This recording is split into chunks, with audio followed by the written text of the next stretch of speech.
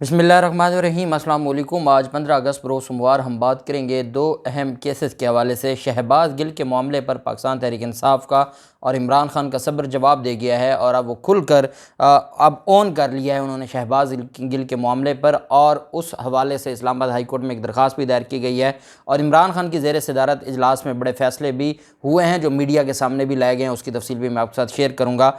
अब ईंट का जवाब पत्थर से दिया जाएगा क्योंकि वफाकी हुकूमत इदारों का सहारा लेके पाकिस्तान तहरीक इंसाफ के लोगों पर अब वो जुल्म करने जा रही थी कि अब जिसके बाद खामोश रहना पाकिस्तान तहरीक इंसाफ के लिए मसाइल पैदा कर सकता था। मैं आपको बड़ी अहम तफसील बताऊंगा कि पाकिस्तान तहरीक इंसाफ पहले खामोश क्यों रही और अब उन्होंने क्यों ये फ़ैसला किया है कि अब हम जो है वो शहबाज गिल के मामले पर अपनी जो सियासी पावर है वो हम इस्तेमाल करेंगे आइन और कानून के दायरे में रहते हुए। उससे पहले मैं आपको बताता चलूं कि एक और मामला है एयरवाई न्यूज़ का। एयरवाई न्यूज़ की बंदिश के हवाले से आज चेयरमैन पैमरा ख़ुद सिंध हाई कोर्ट में पेश हो गए। आप जानते हैं कि सिंध हाई कोर्ट का ये अहकामात थे, सिंध हाई कोर्ट ने उनको बुलाया था और वो आज सिंध हाई कोर्ट के सामने पेश हुए और सिंध हाई कोर्ट ने उनसे इस्तफसार किया कि जब सिंध हाई कोर्ट ने ख़ुद हुक्म जारी किया है तो आपने उसके ऊपर अमल दरामद क्यों नहीं किया और आपने आइन और कानून के साथ खिलवाड़ क्यों किया है। पैमरा ने यह मौक़िफ़ अपनाया कि हमने चैनल बंद ही नहीं किया, हमारी तरफ से कोई एक ऑर्डर दिखा दें कि हमने कहा हो कि हम चैनल बंद करने जा रहे हैं, हमने शोकाज नोटिस जारी किए हैं लेकिन चैनल बंद नहीं किया, ये केबल ऑपरेटर्स ने किया।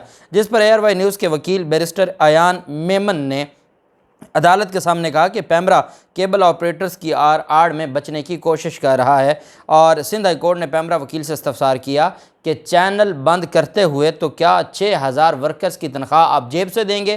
क्या आपको इतना भी एहसास नहीं हुआ कि आप 6000 लोगों को का जो रोज़गार है उस पर आप लात मारने लगे हैं? बैरिस्टर अयान मेमन ने इस्तदा की कि चेयरमैन पैमरा को शोकाज जारी किया जाए और अदालती हुक्म के बावजूद पैमरा की जानिब से केबल ऑपरेटर पर कोई दबाव जो डाला गया है उसके हवाले से जो इनको जारी किया जाए शोकाज नोटिस। अदालत ने चेयरमैन पैमरा से मुकालमा करते हुए कहा कि आप चैनल को क्यों नहीं ऑन करते, जिस पर वकील पैमरा ने कहा कि हमने चैनल बंद नहीं किया, ये मामला केबल ऑपरेटर्स से तल्लुक़ रखता है। अदालत का कहना था कि एनओसी का केस जो है वो अलग है, हम तो ये देखना चाह रहे हैं, एनओसी का मामला बाद में आया, चैनल पहले बंद हो गया और वो आपके शोकाज के बाद बंद हुआ। आपने छुट्टी के दिन शोकाज जारी किए 9 मुहर्रम को और आपने चैनल बंद करवा दिया।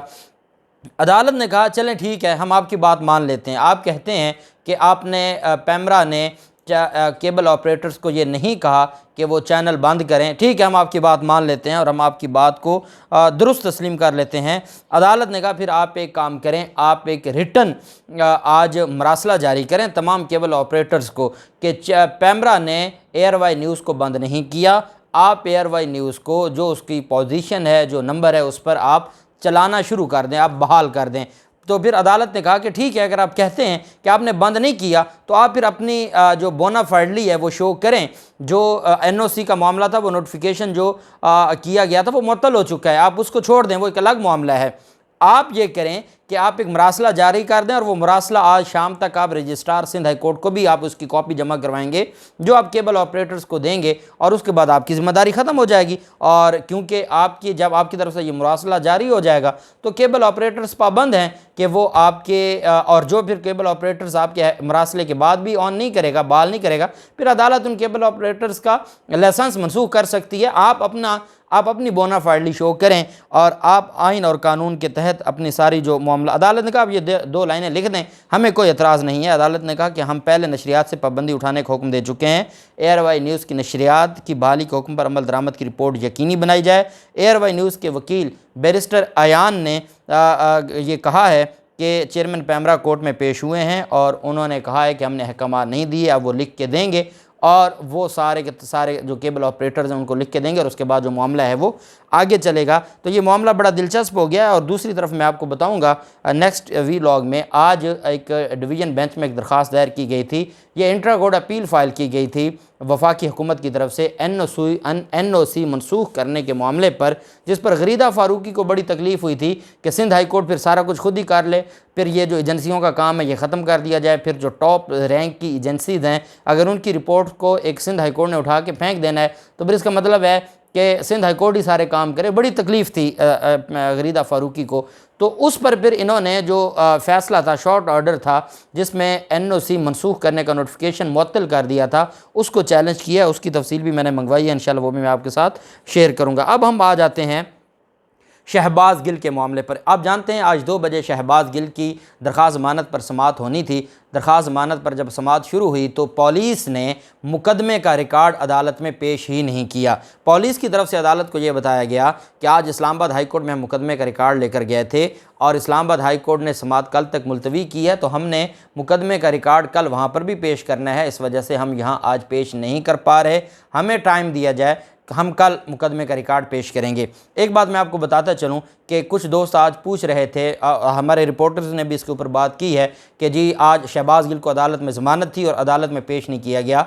तो उनके नॉलेज के लिए मैं ये अर्ज़ करूँगा कि जब पोस्ट अरेस्ट बेल है, प्री अरेस्ट बेल में तो मुलज़िम जेल से बाहर होता है, उसका अदालत में पेश होना ज़रूरी होता है, वो पेश नहीं होगा तो उसकी जो दरख्वास्त है वो अदम पैरवी खारिज हो जाएगी।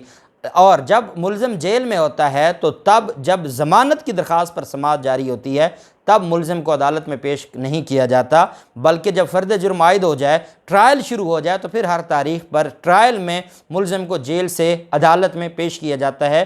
पोस्ट अरेस्ट बेल में कभी भी मुलज़िम को अदालत में पेश नहीं किया जाता, वो वकला पेश होते हैं, वो बहस करते हैं, अगर अदालत ज़मानत मंजूर कर ले तो रोबकार जो परमिशन होती है विद ऑर्डर वो जारी हो जाती है सुपरिटेंडेंट जेल को और वो रिहा कर देते हैं।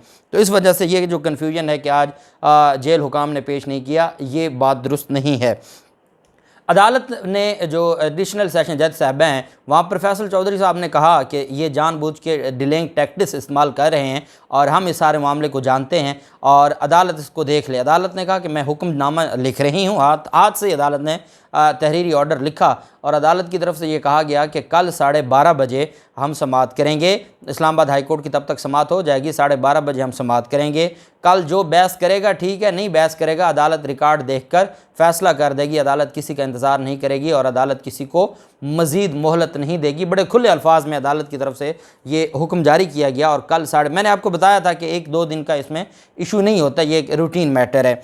अच्छा, अहम बात यह है कि आज पाकिस्तान तहरीक इंसाफ की क़यादत ने यह फ़ैसला किया, इमरान खान की ज़ेर सदारत इजलास हुआ और उस इजलास में यह फ़ैसला किया गया कि अब पाकिस्तान तहरीक इंसाफ की जो क़यादत है वो खुल कर शहबाज गिल के साथ खड़ी रहेगी। उसकी वजह यह है कि शहबाज गिल के मामले पर क्योंकि इमरान खान खामोश थे, क्योंकि आगे फ़ौज का नाम आता था और फ़ौज हमारी है और हमें अपनी फ़ौज से मोहब्बत है।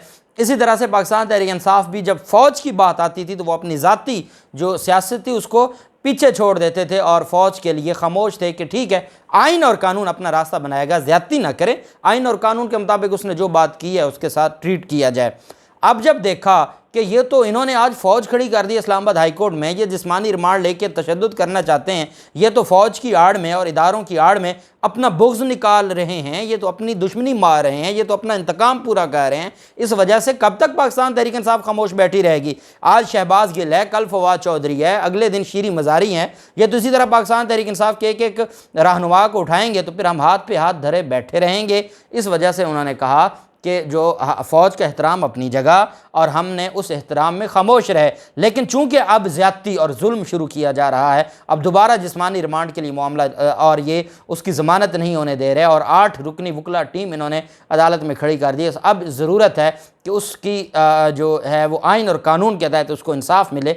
अब हमें खड़ा होना होगा। पाकिस्तान तहरीक इंसाफ के 3 वफूद अब मुलाकात करेंगे जेल में शहबाज गिल के साथ। पहला वफद अली नवाज़ अवान की सरबराही में जेल पहुँच चुका होगा और वो मुलाकात करेंगे। फिर फवाद चौधरी ने भी जाना है और अब जेल में भी मुलाकातें होंगी।